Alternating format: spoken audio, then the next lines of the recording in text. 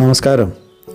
പലപ്പോഴും ഈ മല്ലി കൃഷി ചെയ്തിട്ട് പരാജയം മാത്രമാണ് ഉണ്ടായിട്ടുള്ളത്. ഒരിക്കൽ പോലും ഒരു നല്ല റിസൾട്ട് നമുക്ക് നമ്മുടെ ഇവിടുത്തെ കാലാവസ്ഥയോ എന്തോ കിട്ടിയിട്ടില്ല.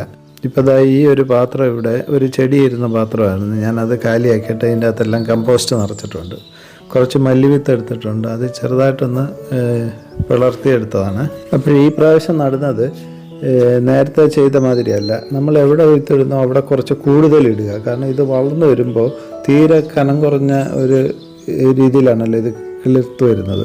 അപ്പം നമ്മൾ വെള്ളം ഒഴിക്കുമ്പോഴൊക്കെ ഇത് ഒടിഞ്ഞു വീഴുകയോ അങ്ങനെയൊക്കെ പോകും. അപ്പോൾ അത് ഒഴിവാക്കാൻ വേണ്ടിയിട്ടാണ് ഞാനിപ്പോൾ ഈ പ്രാവശ്യം ഇത്തിരി തിക്കായിട്ട് ഇട്ടിരിക്കുന്നത്. അത് പ്രയോജനം കണ്ടെന്ന് തോന്നുന്നു. ഒരു 14 ദിവസമായപ്പോഴത്തേനും എല്ലാം ഒരുമാതിരി നല്ല രീതിയിൽ മുള വന്നു.